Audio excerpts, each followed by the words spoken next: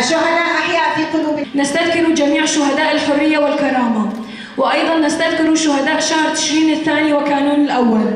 اليوم نستذكرهم ليس لأننا فقدناهم، بل لأنهم أحيوا فينا قيما جديدة وغذوا أرواحنا معان ومشاعر تجاهها.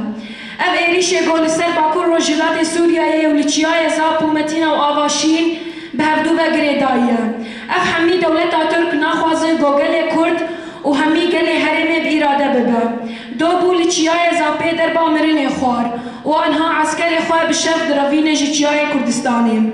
هذه المؤامرات والحروب التي تحصل في شمال وشرق سوريا وفي جبال زاب ومتينا وآفاشين كلها مرتبطة ببعضها، لأن الدولة التركية لا تريد أن تكون جميع المكونات يدا واحدة، ولا تريد أن تكون ذات إرادة.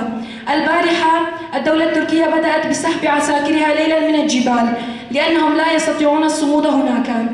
لباكور روجلات سوريا بيستي مها يازدا بينجي طياري خواراكر هدفه أفقال قتل كرن وكوش بركرن بكر.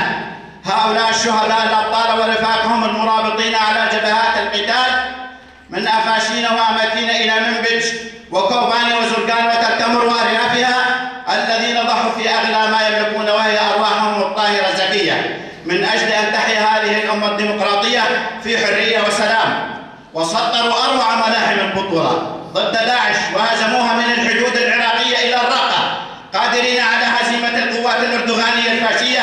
هذا الوحش الذي تجرد من الإنسانية يريد أن يقتل البشر ويدمر الحجر. هذا الفاشي الغازي سنحطمه على صخرة الشمال والشرق السوري، نموت أو ننتصر.